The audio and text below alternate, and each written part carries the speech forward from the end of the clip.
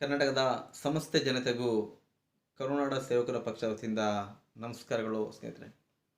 ಮೊನ್ನೆ supreme court ಒಂದು ತೀರ್ಪು ಕೊಡ್ತು ಈ ಬಾಂಡ್ಗಳ ಮೂಲಕ ದೇಣಿಗೆ ಪಡೆಯುವುದರ ಬಗ್ಗೆ. ಮುಂಚೆ ಪಕ್ಷಗಳು ದೇಣಿಗೆ ಪಡೆಯುವುದರ ಬಗ್ಗೆ ಯಾವ ರೀತಿಯಾದಂಥ ಕಾನೂನುಗಳಿತ್ತು ಮತ್ತು 2022-23ರಲ್ಲಿ BJP ಪಕ್ಷಕ್ಕಾಗಿರ್ಬೋದು, ಕಾಂಗ್ರೆಸ್ ಪಕ್ಷಕ್ಕಾಗಿರ್ಬೋದು, ಈ ಬಾಂಡ್ಗಳ ಮೂಲಕ ಎಷ್ಟು ದುಡ್ಡು ಬಂತು, ಆ ಬಂದಂಥ ದುಡ್ಡುಗಳ ಬಡ್ಡಿ ಎಷ್ಟು ಬಂತು, ಇಂಥ ಅನೇಕ ವಿಚಾರಗಳನ್ನು ಈ ವಿಡಿಯೋದಲ್ಲಿ ತಿಳಿಸ್ಕೊಡ್ತೀನಿ. ವಿಡಿಯೋವನ್ನು ಪೂರ್ತಿಯಾಗಿ ನೋಡಿ ಸ್ನೇಹಿತರೆ. ನಿಮ್ಗೆ ಮಾಹಿತಿ ಇಷ್ಟ ಆಯ್ತು ಅಂದರೆ ಈ ವಿಡಿಯೋವನ್ನು ಶೇರ್ ಮಾಡಿ. ಮೊದಲಿಗೆ ಸೆಕ್ಷನ್ 29C 1951 ಇದೇನು ಹೇಳ್ತಿತ್ತು ಅಂದರೆ, ಯಾರಾದರೂ ಒಬ್ಬ ವ್ಯಕ್ತಿ ಒಂದು ಪಕ್ಷಕ್ಕೆ 20,000 ರೂಪಾಯಿ ಮೇಲ್ಪಟ್ಟು ದುಡ್ಡು ಕೊಟ್ಟಾಗ ಆ ಪಕ್ಷ ಯಾರು ಆ ದುಡ್ಡನ್ನು ಕೊಟ್ಟರು, ಯಾಕೆ ಕೊಟ್ಟರು, ಎಲ್ಲಿ ಕೊಟ್ಟರು, ಯಾಕೆ ಕೊಟ್ಟರು, ಎಷ್ಟು ಕೊಟ್ಟರು, ಇಂಥ ಸಂಪೂರ್ಣ ಮಾಹಿತಿಯನ್ನು ಆ ಪಕ್ಷ ನೀಡಬೇಕಾಗಿತ್ತು. ಇಂಥ ಒಂದು ನಿಯಮ ಇತ್ತು. ನಂತರ ಸೆಕ್ಷನ್ 182 2013 ಏನು ಹೇಳುತ್ತೆ ಅಂದರೆ, ಯಾವುದಾದ್ರೂ ಒಂದು ಕಂಪನಿ ಒಂದು ಪಕ್ಷಕ್ಕೆ ದೇಣಿಗೆ ಕೊಟ್ಟಾಗ ಆ ಕಂಪನಿಗೆ ಬರುವ ಸರಾಸರಿ ಲಾಭದಲ್ಲಿ 7.5% ದುಡ್ಡನ್ನು ದೇಣಿಗೆಯಾಗಿ ನೀಡಬಹುದು ಅನ್ನೋದನ್ನು ಕಾನೂನು ತಂತು. ನಂತರ 2017ರಲ್ಲಿ ಇವರು ಅದನ್ನೇ ಸ್ವಲ್ಪ ತಿರುಚಿ ಆ ಕಾನೂನುಗಳನ್ನು ಸ್ವಲ್ಪ ಬದಲಾಯಿಸಿದರು. ಯಾವ ರೀತಿ ಬದಲಾಯಿಸು ಅಂದರೆ, ಆನ್ಲೈನಿಂದ ಬಂದಂಥ ದುಡ್ಡಿನ ಲೆಕ್ಕವನ್ನು ಕೊಡಬಹುದು, ಕ್ಯಾಶ್ ಬಂದಂಥ ದುಡ್ಡಿನ ಲೆಕ್ಕವನ್ನು ಕೊಡಬಹುದು. ಆದರೆ ಈ ಬಾಂಡ್ ಮೂಲಕ ಬರುವಂತಹ ದುಡ್ಡಿನ ಲೆಕ್ಕವನ್ನು ಪಕ್ಷ ಕೊಟ್ಟರೂ ಕೊಡ್ಬೋದು, ಕೊಡದೇ ಇರ್ಬೋದು ಅನ್ನುವಂಥ ಒಂದು ನಿಯಮವನ್ನು ತಂದರು. ಆ ಕಾನೂನನ್ನು ಸ್ವಲ್ಪ ತಿರುಚಿದ್ರು. ನಂತರ ಯಾವುದೇ ಒಂದು ಕಂಪನಿಗಳು ಇಲ್ಲೇನು ನಿಯಮ ಇತ್ತು, 7.5% ಅಷ್ಟು ಬಂದ ಲಾಭದಲ್ಲಿ ಸರಾಸರಿ ಲಾಭದಲ್ಲಿ 7.5% ಅಷ್ಟು ದುಡ್ಡನ್ನು ದೇಣಿಗೆ ಕೊಡ್ಬೋದು, ಅದನ್ನು ಎಷ್ಟು ಬೇಕಾದ್ರೂ ಕೊಡ್ಬೋದು ಅನ್ನೋ ರೀತಿಯಲ್ಲಿ ಮಾಡಿದ್ರು. ಅದು ಅವರ ಸ್ವಂತ ವಿಚಾರ ಅನ್ನೋ ರೀತಿಯಲ್ಲಿ ಮಾಡಿದ್ರು. ಈ ರೀತಿ ಕಾನೂನುಗಳು ಮಾಡಿದಾಗ 2022-23ರಲ್ಲಿ BJP ಪಕ್ಷಕ್ಕೆ ಬಾಂಡ್ ಮೂಲಕ ಬಂದಂಥ ದುಡ್ಡು ಎಷ್ಟು ಅಂದರೆ 1,294 ಕೋಟಿ 14 ಲಕ್ಷ ರೂಪಾಯಿಗಳು ಒಂದು ವರ್ಷಕ್ಕೆ 2022-23ರಲ್ಲಿ BJPಗೆ ಬಾಂಡ್ ಮೂಲಕ ಬಂದಂಥ ದುಡ್ಡು. ಅದೇ ರೀತಿ ಕಾಂಗ್ರೆಸ್ಗೆ ಎಷ್ಟು ದುಡ್ಡು ಬಂತಂದರೆ 171 ಕೋಟಿ 2 ಲಕ್ಷ ರೂಪಾಯಿ ಕಾಂಗ್ರೆಸ್ಗೆ ಬಾಂಡ್ ಮೂಲಕ ಬಂದಂಥ ದುಡ್ಡು. ಇತರ ದೇಣಿಗೆ BJPಗೆ ಬಂದದ್ದು 2022-23ರಲ್ಲಿ 825 ಕೋಟಿ 91 ಲಕ್ಷ ರೂಪಾಯಿಗಳು, ಕಾಂಗ್ರೆಸ್ಗೆ 97 ಕೋಟಿ 16 ಲಕ್ಷ ರೂಪಾಯಿ ಬಂತು. ಈ ಬಂದಂಥ ದುಡ್ಡಿನ ಬಡ್ಡಿ, ಕೇವಲ ಬಡ್ಡಿ, ಒಂದು ವರ್ಷಕ್ಕೆ BJP ಪಕ್ಷಕ್ಕೆ ಬಂದಿರುವಂಥ ಬಡ್ಡಿಯ ದುಡ್ಡು 237 ಕೋಟಿ 38 ಲಕ್ಷಗಳು. ಆ ಬಾಂಡ್ ಯಾರು ಕೊಟ್ಟರು, ಎಷ್ಟು ಕೊಟ್ಟರು, ಏನು ಕೊಟ್ಟರು, ಆ ಲೆಕ್ಕ ಹೇಳಬೇಕು ಹೇಳದೇ ಇರೋದು ಅದು ಅವ್ರಿಗೆ ವಿಚಾರ. ಇದನ್ನೇ ಸುಪ್ರೀಂ ಕೋರ್ಟ್ ಅದು ತಪ್ಪು ಅಂತ ಹೇಳ್ತು. ಅಂಥ ನಿಯಮಗಳು ಬೇಡ ಅಂತ ಹೇಳ್ತು. ಯಾರು ಎಷ್ಟು ಕೊಟ್ಟರು ಅನ್ನೋದನ್ನು ತಿಳ್ಕೊಳ್ಳುವಂಥ ಹಕ್ಕು ಜನಸಾಮಾನ್ಯರಿಗೆ ಇದೆ ಅನ್ನೋದನ್ನೇ ಸುಪ್ರೀಂ ಕೋರ್ಟ್ ಹೇಳ್ತು. ಅದು ಸತ್ಯ ಕೂಡ.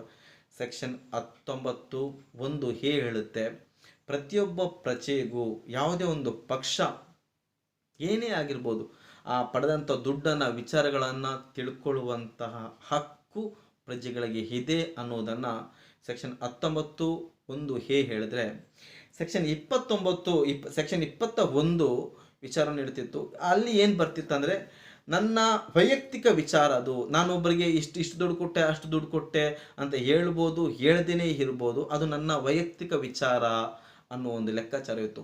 ಸೆಕ್ಷನ್ 21 ಮತ್ತು ಸೆಕ್ಷನ್ 19(1) ಸ್ವಲ್ಪ ಈ ಜಟಾಪಟಿಗಳು ಇದರ ನಡುವೆ ಇತ್ತು. ಅದಕ್ಕೆ ಆ ಕೋರ್ಟ್ ಕ್ಲಿಯರ್ ಕಟ್ಟಾಗಿ ಏನಾಯ್ತು ಅಂತ ಹೇಳ್ತಂದ್ರೆ, ಸೆಕ್ಷನ್ 21 ಬಗ್ಗೆ, ನೀನು 20,000 ರೂಪಾಯಿ ಒಳಗೆ ಕೊಟ್ಟಂತಹ ದುಡ್ಡು ಅದು ನಿನ್ನ ವೈಯಕ್ತಿಕ, 20,000 ರೂಪಾಯಿ ಮೇಲ್ಪಟ್ಟರೆ ಅದು ಕೊಡಲೇಬೇಕು ಅನ್ನೋ ವಿಚಾರವನ್ನು ಉಲ್ಲೇಖ ಮಾಡಿದ್ರು. ಸರಿ, ಇದೆಲ್ಲ ಕಾನೂನುಗಳನ್ನು ಅದಕ್ಕಿಂತ ನಂತರ ಅದಕ್ಕಿಂತ ಮುಂಚೆ ತುಂಬ ಯೋಚನೆ ಮಾಡಬೇಕಂತ ವಿಚಾರ ಇದೆ ಸ್ನೇಹಿತರೆ. ದೇಶದಲ್ಲಿ 80 ಕೋಟಿ ಜನರು ಒಂದೊಂದು ಹೊತ್ತು ಊಟಕ್ಕೂ ಪರದಾಡ್ತಾ ಇರುವಂಥ ಸ್ಥಿತಿ ದೇಶದಲ್ಲಿದೆ. ಎಷ್ಟೋ ಜನ ಯುವಕರು ವಿದ್ಯಾಭ್ಯಾಸ ಮುಗಿಸಿ ಕೆಲಸವಿಲ್ಲದೆ ನಿರುದ್ಯೋಗಿಗಳಾಗಿ ಓಡಾಡ್ತಿದ್ದಾರೆ. ಮದುವೆ ವಯಸ್ಸಿಗೆ ಬಂದಂಥ ಹೆಣ್ಣು ಮಕ್ಕಳಾಗಿರ್ಬೋದು, ಗಂಡು ಮಕ್ಕಳಾಗಿರ್ಬೋದು, ದುಡ್ಡು ಇಲ್ಲದೆ ಇರೋ ಕಾರಣ, ಕೆಲಸ ಇಲ್ಲದೆ ಕಾರಣ ಮದುವೆ ಆದರೆ ಹೇಗಪ್ಪ ಅಂತ ಯೋಚನೆ ಮಾಡಿ ಮದುವೆಗೂ ಯೋಚನೆ ಮಾಡುವಂಥ ಸ್ಥಿತಿಯಲ್ಲಿ ಪ್ರಸ್ತುತ ದೇಶದ ಅಂಥದ್ರಲ್ಲಿ ಒಂದು ವರ್ಷಕ್ಕೆ ಒಂದು ಪಕ್ಷಕ್ಕೆ ಕೇವಲ ಬಾಂಡ್ ಮೂಲಕ 1,294 ಕೋಟಿಗಳು ಬರುತ್ತೆ.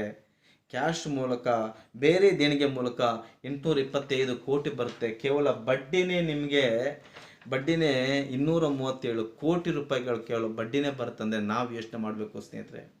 237 ಕೋಟಿ ದುಡ್ಡಲ್ಲಿ, ಕೇವಲ ಬಡ್ಡಿ ದುಡ್ಡಲ್ಲಿ ಒಂದು ಸಂಪೂರ್ಣ ಜಿಲ್ಲೆಯ ಬಡತನವನ್ನೇ ತೊಲಗಿಸ್ಬೋದು. 1,300 ಕೋಟಿ ರೂಪಾಯಿ, 825 ಕೋಟಿ ರೂಪಾಯಿ, ಈ ದುಡ್ಡುಗಳಲ್ಲಿ 2,000 ಕೋಟಿಯಲ್ಲಿ ಒಂದು ರಾಜ್ಯದ ಸಂಪೂರ್ಣ ಬಡವರನ್ನು ಮೇಲ್ಮಟ್ಟಕ್ಕೆ ತರ್ಬೋದು. ಇದು ಕೇವಲ ಒಂದು ರಾಜಕೀಯ ಪಕ್ಷಕ್ಕೆ ಒಂದು ವರ್ಷಕ್ಕೆ ಬಂದಂಥ ದೇಣಿಗೆ ಹಣ. ಯಾಕೆ ಈ ರೀತಿ ಆಗ್ತಿದೆ ಸ್ನೇಹಿತರೆ?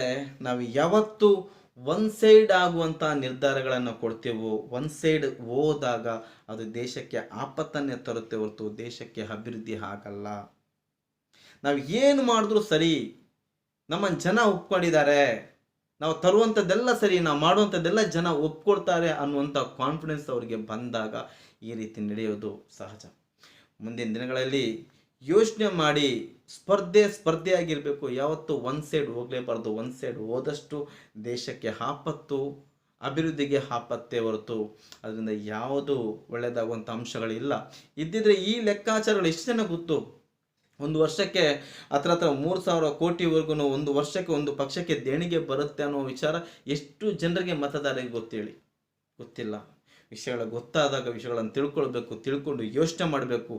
ಯಾರೂ ಇಲ್ಲಿ ಶ್ರೇಷ್ಠರನ್ನಾಗಿ ನಾವು ಅವರನ್ನು ಮಾಡಬೇಕು.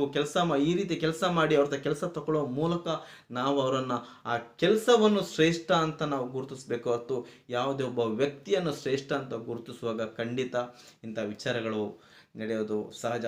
ಸ್ನೇಹಿತರೆ, ಮುಂದಿನ ದಿನಗಳಲ್ಲಾದರೂ ಸ್ವಲ್ಪ ಯೋಚನೆ ಮಾಡಿ ಮತಗಳನ್ನು ಚಲಾಯಿಸಿ. ಯಾವತ್ತು ಒನ್ ಸೈಡ್ ಹೋಗಕ್ಕೆ ಹೋಗಬೇಡಿ. ಸ್ಪರ್ಧೆ ಅನ್ನೋದು ಸ್ಪರ್ಧೆ ರೀತಿಯಲ್ಲಿ ಇರಲಿ.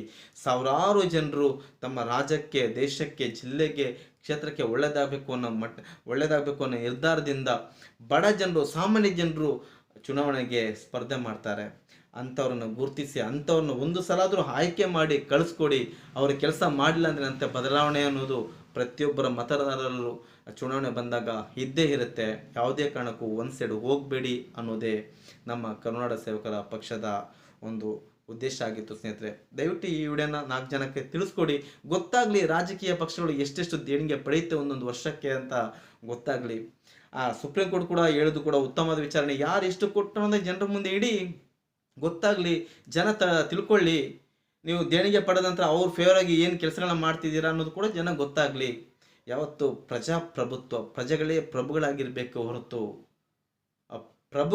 ಆ ಪ್ರಜೆಗಳನ್ನು ಆಳುವವರು ಆ ಪ್ರಜೆಗಳ ಬಗ್ಗೆ ಗಮನ ಹರಿಸದೇ ಇದ್ದಾಗ ಖಂಡಿತ ದೇಶ ಬಡತನದ ಹೋಗೋಕ್ಕೆ ಸಾಧ್ಯ ಇದೆ.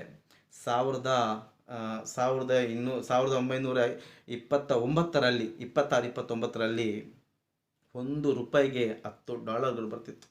$1 ಬರ್ತಿತ್ತು. ಬೀದಿ ರೋಡ್ ಸೈಡ್ಗಳಲ್ಲಿ ಚಿನ್ನ, ಬೆಳ್ಳಿ, ಮುತ್ತು, ವಜ್ರರತ್ನ ಮಾರ್ತಿದ್ದಂಥ ದೇಶ ನಮ್ಮ ದೇಶದಿಂದ. 1 kg ಬಟ್ಟೆನ ವಿದೇಶಕ್ಕೆ ಕಳಿಸ್ಕೊಟ್ರೆ ವಿದೇಶದಿಂದ 1 kg ಚಿನ್ನ ನಮಗೆ ಬರ್ತಿತ್ತು. ಆ ಮೂಲಕ ಅಷ್ಟು ಶ್ರೀಮಂತವಾಗಿದ್ದಂತಹ ದೇಶದಲ್ಲಿ ಇವತ್ತು 80-90 ಕೋಟಿ ಬಡವರೇ ತುಂಬಿದ್ದಾರೆ ಅಂದರೆ ನಾವು ಯೋಚನೆ ಮಾಡಬೇಕು ಸ್ನೇಹಿತರೆ. ಪ್ರತಿಯೊಬ್ಬ ದೇಶದಲ್ಲಿರುವಂಥ ಪ್ರತಿಯೊಬ್ಬ ಬಡವರಿಗೂ, ಪ್ರತಿಯೊಬ್ಬರಿಗೂ ಒಳ್ಳೆಯದಾಗಬೇಕು ಅನ್ನೋ ಉದ್ದೇಶದಿಂದ ಈ ವಿಡಿಯೋನ ಮಾಡಿದ್ದೀನಿ. ನಮಸ್ಕಾರ ಸ್ನೇಹಿತರೆ.